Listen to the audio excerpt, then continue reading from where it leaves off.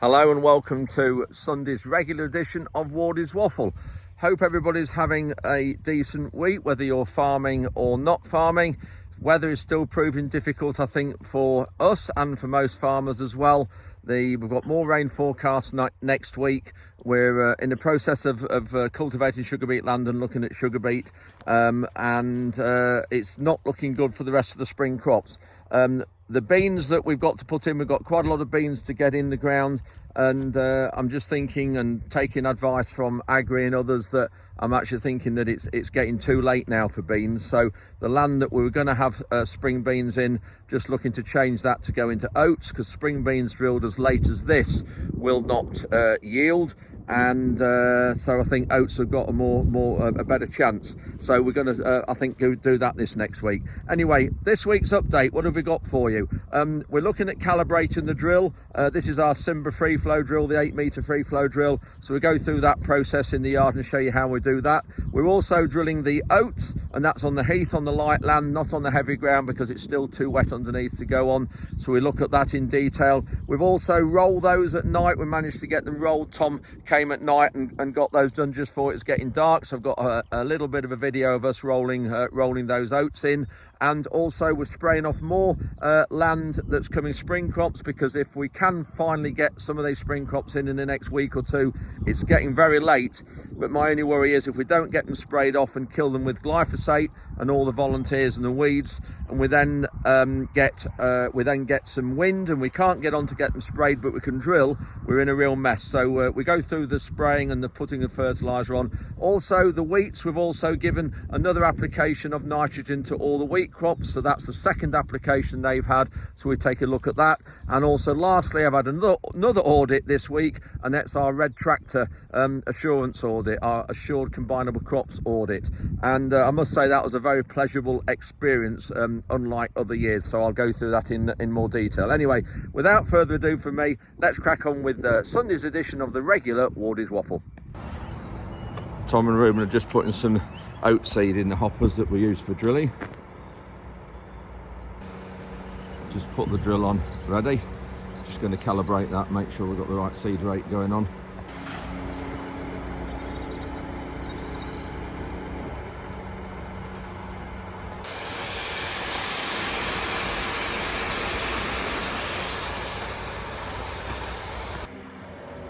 Tom's just going to take the sheet off, and then we'll lift that bag straight into the drill.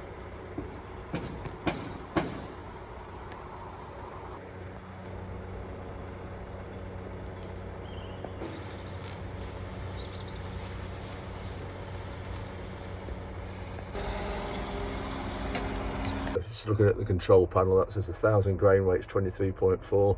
We want to put on 370 seeds a square metre. That shows the equivalent area we do it at, but it needs to be a bit more than that, so the trays are fuller. 5.08 high gearbox setting, continue calibration, we've primed the metering rollers. Press, okay Ruben! No Ruben, let's just press and hold the switch at the back. And you can see that's turning the rollers, dropping the seed in the trays. So normally it will be like that for drilling. The seed comes out there, you can just see the seed in the rollers. All those rollers are individually going around, and one of those rollers represents one tine, one outlet down there that puts the seed in the ground. So we push that back. So you just have to press that button there to prime it. Ruben's pressing the back button that does the front rollers as well when you're calibrating. You can see how it turns the seed out. Just weighing what's collected off the back roller, and then we take the weight of the bucket off. So just putting the weight of the buckets now in the screen, and then all ready to go. Tom's got drilling, well, he's got 3/4 of the field done in about 2.5 hours. Going really well. Dried a treat, you can see here. So you can see how we put the seed in and drill it at a different angle to the cultivations. That's where we've cultivated it, and then we go at a different angle to drilling, and it just keeps all the fields really level doing it that way. If you do it the same way as you cultivate all the time, it creates ridges and hollows. But hard to believe that there was beet was in this field only 2.5 weeks ago, and that concrete there was full of sugar beet, and it was really wet. Trailers cutting in, just shows how forgiving this land is. We're going to roll this tomorrow, and then we'll put a pre-emergent spray on here on top of it to seal the soil surface, because we've got a few weeds that we don't want in the crop. When we do that, we're going to mix some nitrogen with it. We might also just mix some glyphosate with it, because it can go on here and it will kill some of these weeds. If there's enough, we'll just have to have a look at that and just see whether we do that or not. But yeah, pleased with this, it's going well. 8 meters wide drill, and this drill was bought about 8 years ago, I think. It was one of the last 8-meter drills that Simba made, because I think they stopped producing machinery about 2017 probably, and it cost us 18,500. So for an 8-meter drill, really cost effective compared to where you'd be today with an 8-meter drill of about 150,000 probably if you bought a trail drill. Direct is handling these really well.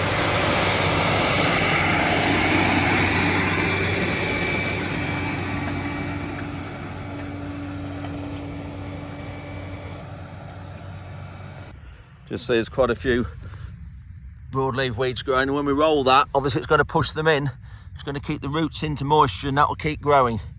So it might just be better to roll it and then leave it to just those weeds to grow a little bit before we spray it with glyphosate. We're going to be careful, because the oats in here, we're putting oats in. The oats will germinate very quickly with the warm weather now and the moist soil. Yeah, you just look at the weeds here, quite a lot of them. And the herbicides we put on won't take out weeds as big as this if these carry on growing. Frankie's had a haircut, you can see, since Frankie, hello, look, she's had a haircut since you last saw her. She always looks a bit funny when she's first had a haircut. Anyway, they found sugar beet, that's odd sugar beet growing. Nala's found that and carrying that.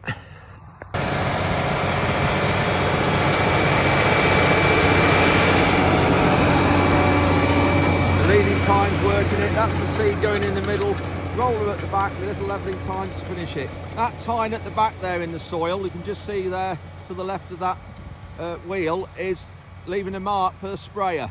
It left one mark coming up the field. If you look at where Nala is, she's in between the two. We've got one there, that was made when the drill came this way, and then the second one's been put in now, there. And that's for the sprayer to run, so that won't put any seed in there. When it comes up, I'll show you, but there'll be no seed growing in there. There's 2 or 3 rows in the drill, 3 rows each side, there and there, where they don't put any seed in. I think it's 3. Some people with GPS sow the whole field, or sow it all and don't leave a gap for the sprayer to run, but you end up with green corns. You can do, and I just prefer to see a nice line where you don't where the sprayer's running, and of course you save seed as well, because you don't get anything from those areas anyway, because they run down continually with the sprayer. So in my view, you might as well just not put the seed in the first place. Nala's having a lunch.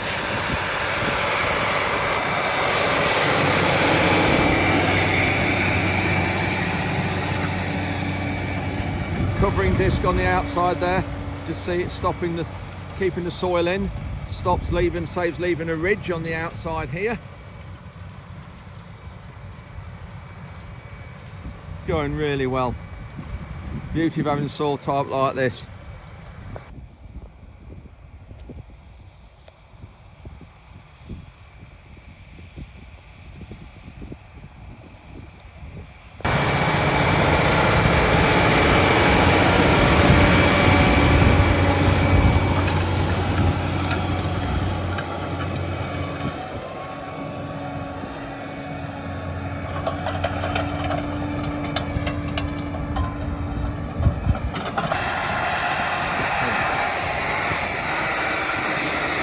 So just looking at the drill here, you can see they've got leading tines here, and these just work the front of the soil when it's hard, level it, do a really good job. We can alter the depth of them on these holes. Then the roller there, you can see going around, firms it, and the whole weight of the drill sits on that roller there and the one at the back. Then these are where the seed comes down into the rows, and you can see the tubes here. Tubes lead all the way back to the drill, back there under the hopper. You saw when we calibrated it earlier. That's the covering disc, that just because that time throws soil out and it just keeps it in. We've then got some V-blade levelers, you can just see, or maybe you can't see actually, but there's some levelers, some blades down underneath there, because these back tines would leave it ridged. Then this firms and consolidates it, that roller, and then this just levels it and finishes it off. So the whole weight of the drill sits between the front two rollers. Heavy drill, not quite sure what it weighs. We'll put it on the weighbridge soon, but yeah, heavy drill as you can see. But really good, going in well.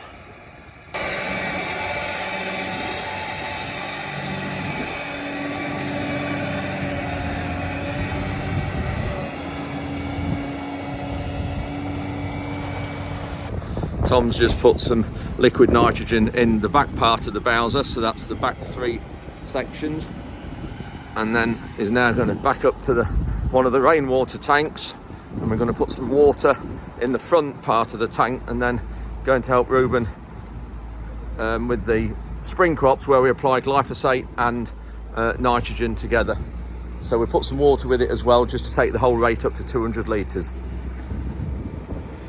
When we're doing the glyphosate on the spring crops, what we do is it varies. The glyphosate rate will vary, depends on the growth of the green stuff. Putting on 2.5 litres a hectare of glyphosate, we're putting on 128 litres a hectare of nitrogen, which gives us 50 kilos a hectare of actual nitrogen. Don't forget, the product we use is only 30% nitrogen. So that's why 128 litres a hectare equates to 50 kilograms of actual nitrogen. And then we top up with 70 litres a hectare of water, or just under, to make the total application rate 200 litres a hectare. So I better just watch Tom back up. The plane there, burning CO2. Far more than methane from cows. Tom's just connecting up to the water.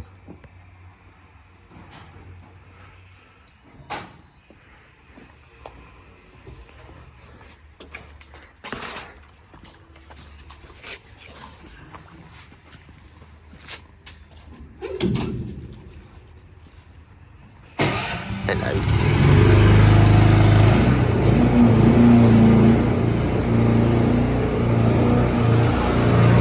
That's the tap pointing inwards, which means it's filling. If I haven't quite got hold of it yet, you can tell by the sound of the engine. There you go, you can hear it change tone. You can see the right hand side tube, that's the one in the front tank.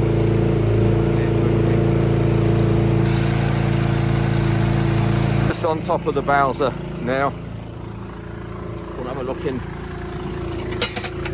there. There you go, there's a certain amount of glyphosate, that's liquid nitrogen in there. And this is the one where we're putting water in.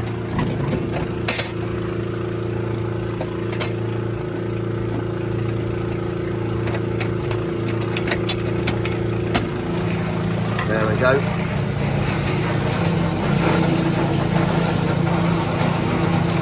That white block there is the float switch. You can see it's got an orange string to it. It comes up the 2 silver stems, and there is the string. If I can grab that, you can see there, I can lift that up by just tweaking that. Put that there, and then that goes all the way through there, all the way to the back into the side tubes. Everyone's spraying and putting nitrogen on at a distance. Tom's just waiting there with the Bowser for him to come. He's just done this field. You can just see this tinge of green on it. This is all broadleaf weeds, so it's had the same 2.5 litres of glyphosate with the nitrogen, 50 kilograms of actual nitrogen, but 128 litres per hectare of product. And that's And GPS, you can not quite dead straight. You see a few wiggles at the start here until it got settled down.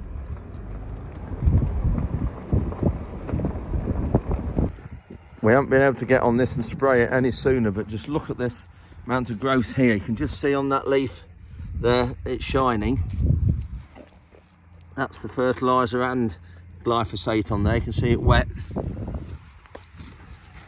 And this isn't going to go through the drill very well. I don't like drilling like this because crops can get, what do they call it? They get a root toxin. It's gone from me at the minute. See the GPS working now, switching it on and off, or rather off on its own, automatically.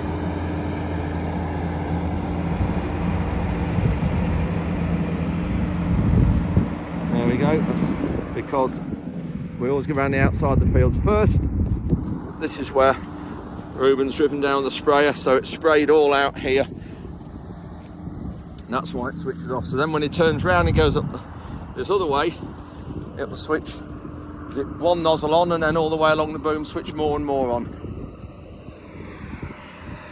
Come on, Nala! Come on, good girl.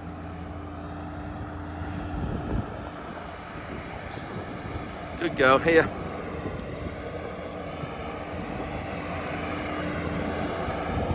So this end will come on first. You can't quite see, I'm not so well in the sun. There you are.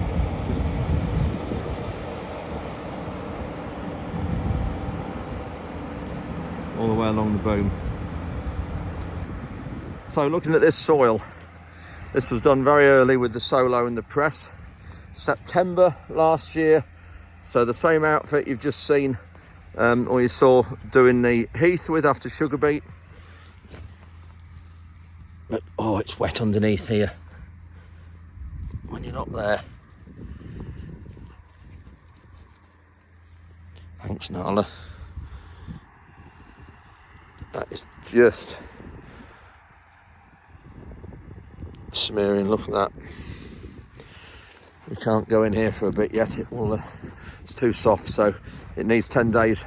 This will go off, start to go brown in 10 days. It will work within 24 hours, this glyphosate, but in 10 days, that should start to go a bit yellow. But we couldn't get it on sooner because we've had a month of rain, and if it hasn't rained, it's been too windy. With glyphosate, we don't want any drift onto the margins and the dikes on the edge of the field there. See there, just the end of the boom going on halfway. There's only a small bit there in the corner of that field. Gradually they'll switch off. Any second now they'll start to come back behind the sprayer. There we go. There. Another one off. That's it, all off. The reason why this area is so green compared to the rest of the field is there was a sewage sludge heap here, and around the edge of the heap, obviously it's a lot richer. It's too rich where the heap was, you can see, because there's no crop there. So very strong there, but around the edge you can just see how much goodness there is in sewage sludge. Why it's made this grow just around the outside of where the sludge heap was. They're just now filling up with fertiliser and also glyphosate and water.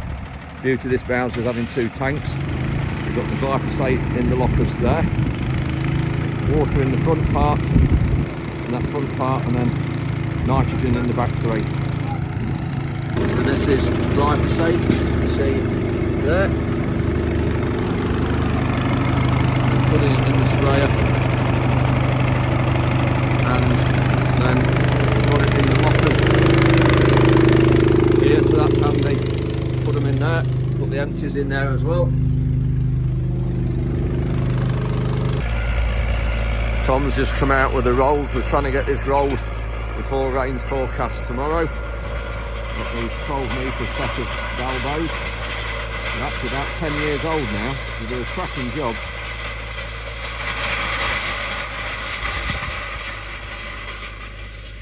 You just see there the effect it has. It leaves it dimpled, and there the breaker rings, crushing and breaking the lumps.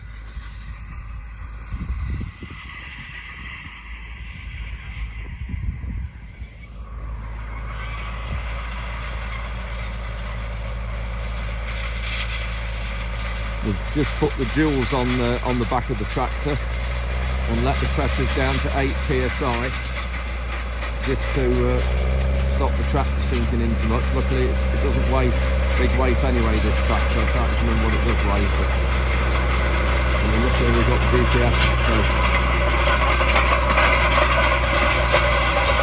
overlapping a bit there, but maybe it's not quite with set up right in the box in the cab.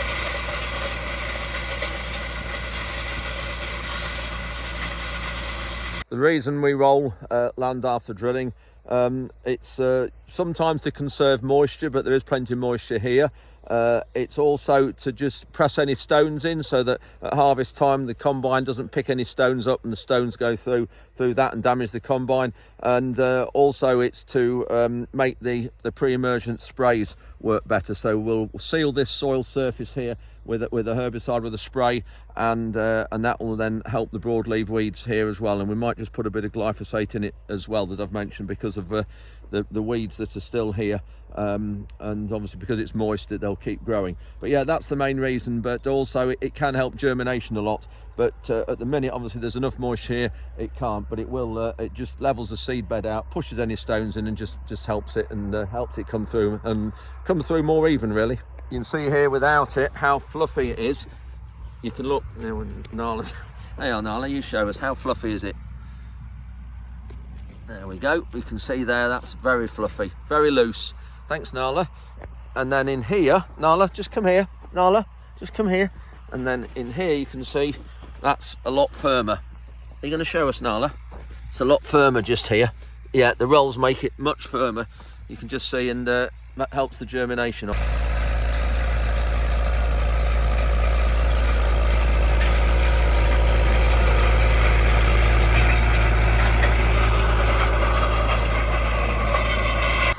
Just see here the benefit of having dual wheels. That's the main tractor tyre there, and then this is the other outside one there, so they haven't sunk in at all, so it does a really good job.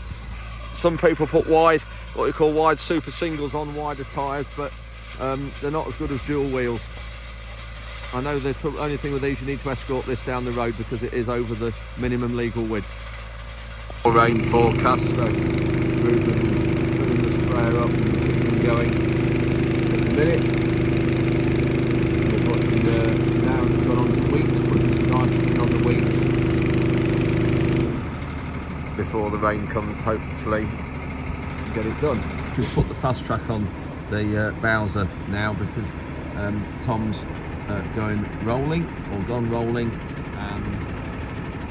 we can get the dual wheels on the Puma, but we have got some wider wheels to go on the fast track here, but they just take a lot more putting on. Got some farmers from York have broken down with a lorry on the A17 outside the gate, so they managed to limp here with a full load, and they brought the empty lorry and then they've tipped it in our yard here, and they're just using our forklift to load up and help and take it away. So just helping them out really, so we can't do any more or any less. We'd only be the same if we were up that way in the same situation, so hope they soon get sorted. Looks like Nala's helping them as well. So I've got Adam Sykes here. This is whose lorry it is. So Adam, we've had a bit of an issue up the road, but that's coming right. in here, trailer's slight issue with, but you'll get it sorted. That's right. Yeah, no, we've had the back axle's tried to rip itself off. Right. Just metal fatigue. Yeah. So we've gratefully let us come in here and use your yard. We've tipped the load up. We're now reloading. You can see there, and it's it's a malting barley. Malting barley. It's going to King's Lynn. Yeah. There must be a boat coming in. Yeah. And then we'll get the oven repaired and get on our way. On the way, yeah. So, and you're obviously going to King's Lynn, you're coming right past the gate here. Yes, so, exactly. And as you say, we've got the red tractor audit going on at the minute. Yes, chaos. Thanks very much for accommodating us. No, absolutely no we problem at all. Appreciate it. If we're out your way, it'd only be the same situation. You know, you'd help. This is what I always find is great with the industry, isn't it? We all help each other. Yeah. And that's what I find with obviously the charity forage aid. Farmers helping farmers, and that's just why the industry is what it is. So pleasure. Thank you very much indeed. Pleasure. Thank you. So that's our red tractor audit done for another year. That was Steve just going. New inspector or new auditor, should I call them? I think he's started in October. Really, really nice guy. very helpful. So yeah, a lot of the stories we've heard about Red Tractor and the audit we have to go through for combinable crops and everything we have to do with food safety. We have to do these audits to do. We have to look around the grain stores, we have to look at the chemical store, we have to look at the sprayer to make sure that it's all been tested and everything. We have to have lots of paperwork, emergency action plans, things like that. I've got a couple of non-conformances. The emergency action plan is one of them, where I haven't quite got enough details on that, so I need to do that. And also the sprayer test, the NSTS sprayer test that was we had to have it tested every year. I didn't have it done in December when we were going to have it done, when it was running out, because the new sprayer was arriving. And as it's turned out, the new sprayer's late, so this old sprayer's run out of tests. So I've just got to sort that out with Housens and do something about that. But otherwise, no, very enjoyable, pleasurable experience this has been. So thank you, Steve, for everything this morning. Very helpful, nice, friendly walk around the yard as well. So as far as my Red Tractor audit's concerned this year, it's a thumbs up. So that's it for Sunday's edition of Wardy's Waffle. Hope you've enjoyed it. Thank you very much for watching.